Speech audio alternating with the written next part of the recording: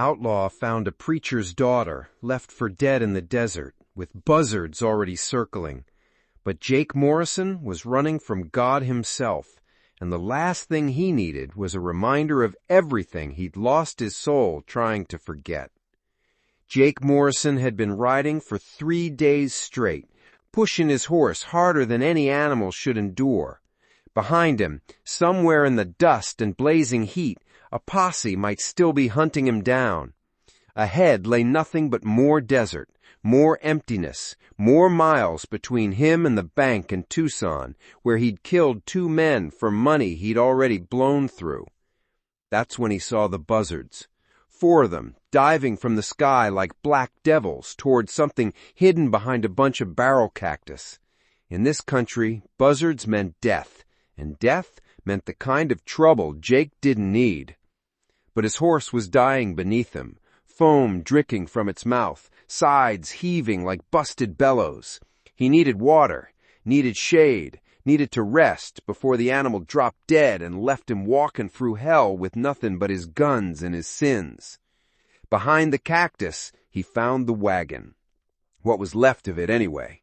The canvas top had been burned clean off, the wooden sides shot full of holes, supplies scattered across the sand like a kid's broken toys, and painted in rough letters across the wagon's side, barely visible through the burn marks and blood, Reverend Nathaniel Cross, bringing God's word to the godless. Jake's jaw went tight. Missionaries. God's own fools wandering into Apache country with nothing but prayers and good intentions to keep them breathing. He'd warned plenty of them back in the day when he still gave a damn about saving anyone but himself. The preacher lay 20 feet from the wagon, arms spread wide like he was still trying to hug the world that had killed him. Somebody had taken their sweet time with Reverend Cross, made him hurt real bad before they let him die. His Bible lay open beside him, pages flapping in the desert wind like dying birds. That's when Jake heard it. Soft as a whisper, weak as a flickering candle, breathing. He followed the sound behind a boulder and found her. She was maybe 19, with golden hair now caked with blood and dirt. Her simple blue dress was ripped to shreds, showing rope burns on her wrists and bruises that told a story Jake didn't want to read. Jake knelt beside her, fingers finding the pulse in her neck, weak but steady, alive somehow when everything else here had died. Her lips were cracked and bleeding from thirst, her skin burned raw by the brutal sun. He could read the whole ugly story, written in blood and sand. Raiders had hit the wagon, probably those Comanchero bastards looking for guns and whiskey to trade. Found a preacher instead, and a girl worth more than money to men who'd forgotten what being human meant. The girl stirred, eyelids fluttering like moth wings. For a second her eyes opened, blue as desert sky, unfocused and full of pain. She looked at Jake without really seeing him, lips moving in what might have been prayer or just pleading. "Water," she whispered, the word barely there. Jake lifted her head gently, tipped his canteen to her cracked lips. She drank like she was drowning, water running down her chin, some of it actually making it into her mouth. When she'd had enough, she fell back against his arm, out cold again. His horse was finished, sides heaving like a broken accordion. The girl would be dead by morning without help, and help meant riding into the nearest town, which meant questions Jake couldn't answer without finding a rope around his neck. But broken people know broken people, and something in her face reminded him of his sister Mary, dead these 10 years because of his choices and his screw-ups. He lifted the girl as gentle as his rough hands knew how, settled her across his saddle. "Come on, horse," he muttered to the dying animal. "One more town. Give me one more town, and I'll find you green grass and cool water."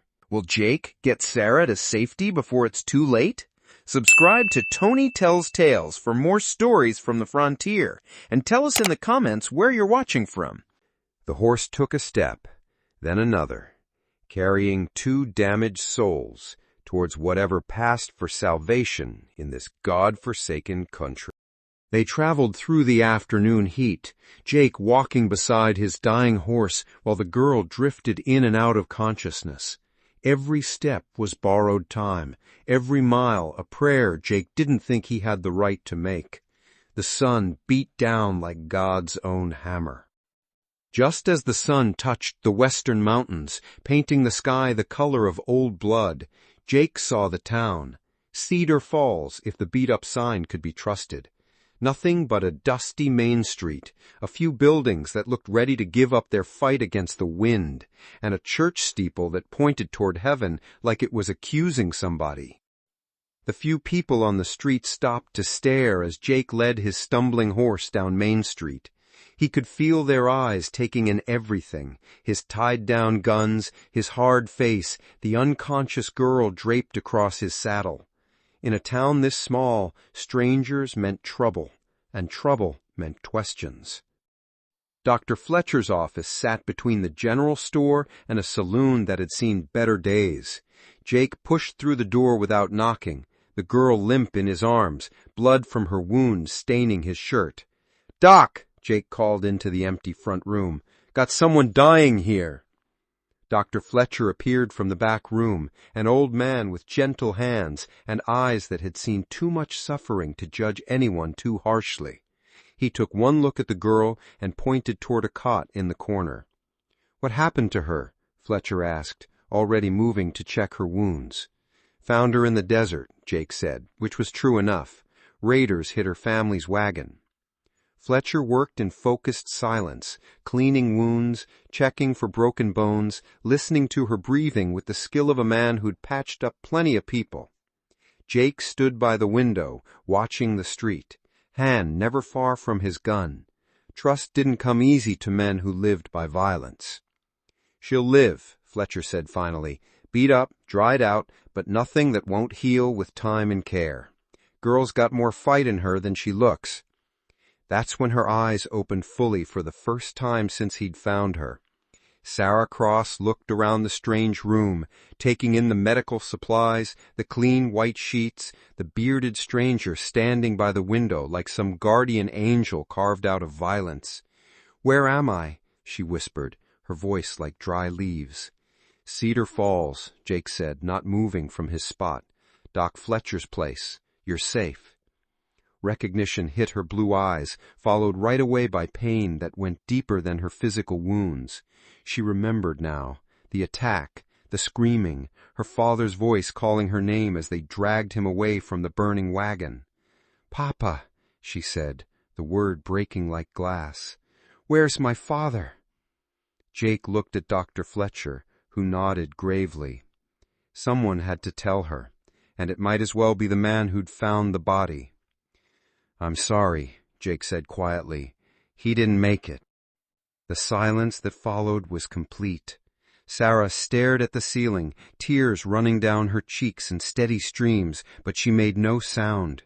Even in grief, she carried herself with a dignity that reminded Jake of everything good he'd lost the right to be. "He was bringing God's word to the Apache," she said finally. "Said they needed to hear about forgiveness, about love. Said everyone deserved to know they could be saved." Jake's jaw tightened. Fat lot of good it did him.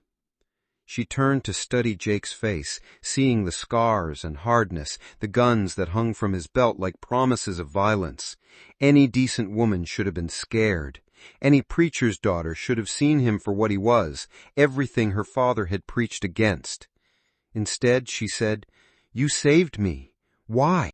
Jake didn't answer right away. How could he explain that something in her broken form had reminded him of his sister Mary, dead because of his choices? How could he tell a preacher's daughter that he'd recognized another lost soul, even unconscious and dying? "Wrong place, wrong time," he said finally. "Horse needed water anyway." But Sarah had grown up listening to people's confessions, watching her father counsel the broken and the lost.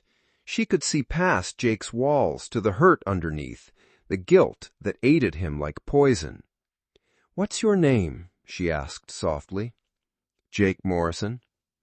Jake Morrison, she repeated, like she was testing how it felt to say the name of a man who killed for money. Thank you, Jake Morrison, for not leaving me to die. 3 days passed. Sarah grew stronger under Dr. Fletcher's care, able to sit up, eat real food, speak without her voice cracking like old paper. Jake stayed, telling himself it was because his horse had died and he needed to find another, telling himself it wasn't because of the way she looked at him without fear. She asked him questions no one else had bothered with in years. Where he'd grown up, if he had family, what he'd wanted to be before the war changed everything. Jake found himself talking more than he had in months, sharing pieces of the man he'd been before blood and bullets became his trade. Had a sister once, Jake said one evening as they watched the sunset through the doctor's window. Mary, 2 years younger than me, twice as smart, wanted to be a teacher, help children learn to read. What happened to her? Sarah asked, though she could see the answer in the way his hands clenched up. I happened to her, Jake said, flat as desert stone. Got mixed up with the wrong men, owed money to worse ones. They came looking for me, found her instead. Left her broken in our father's wheat field like she was nothing. Sarah was quiet for a long moment. Then she said, My father used to say that God's greatest mercy is that we get to choose who we become next, that yesterday's sins don't have to be tomorrow's chains. Your father never met men like me, Jake replied.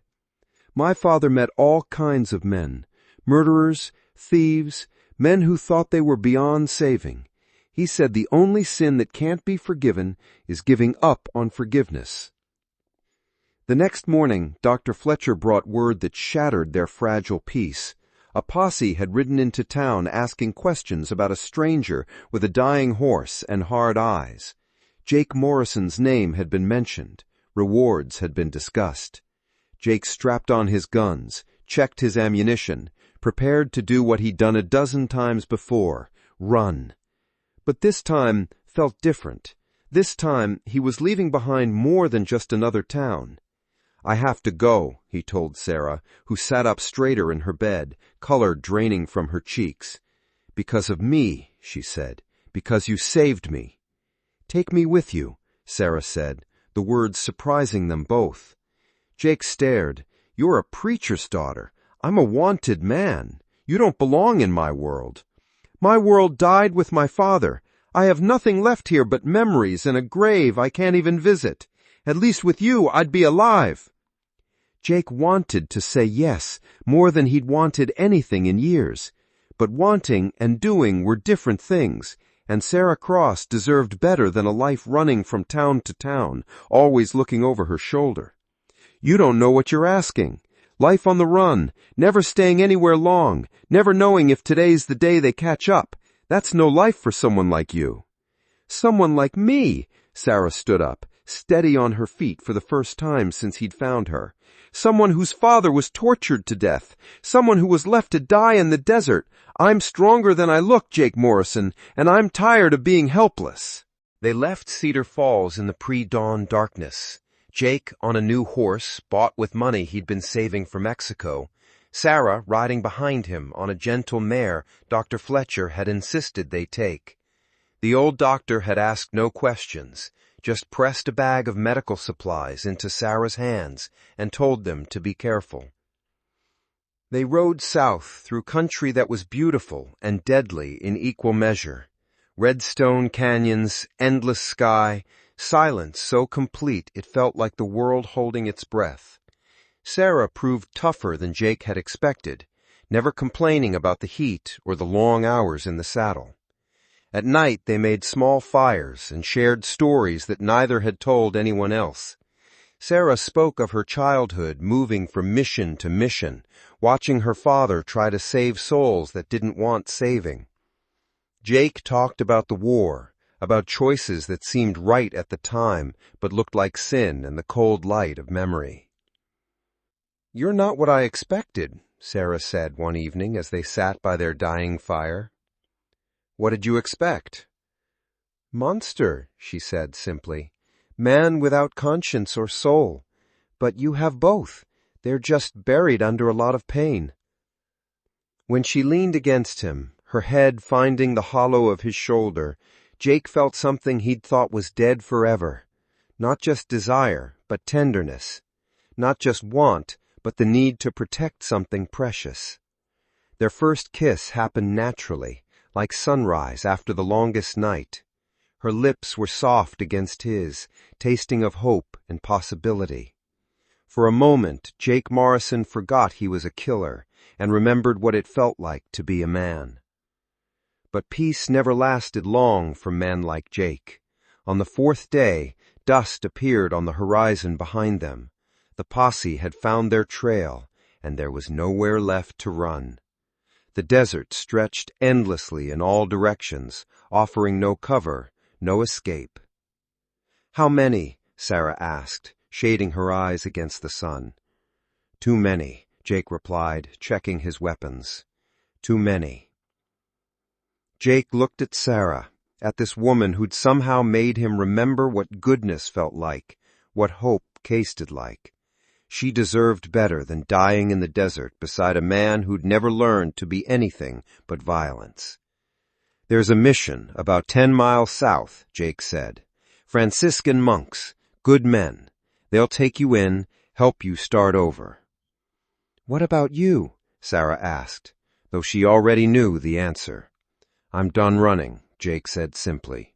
"Time I faced what's coming." Sarah reached up, cupped his weathered face in her soft hands.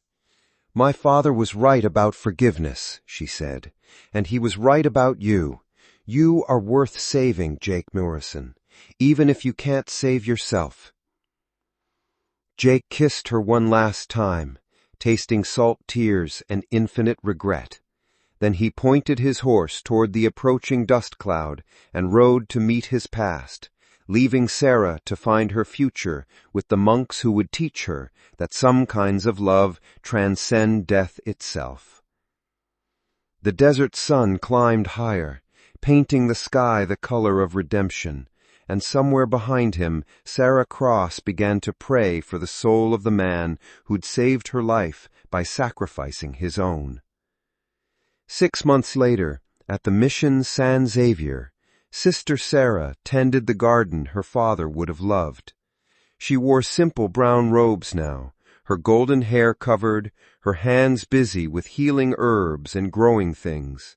But sometimes, in the evening light, she would touch the small silver cross Jake had pressed into her palm that last morning, and remember that redemption comes in many forms, sometimes even wearing gun leather and riding a stolen horse toward certain death.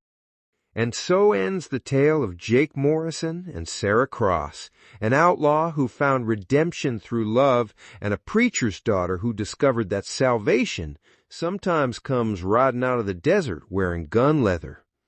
Jake rode toward certain death, but his sacrifice gave Sarah the chance to live, to love, and to carry on her father's mission of forgiveness.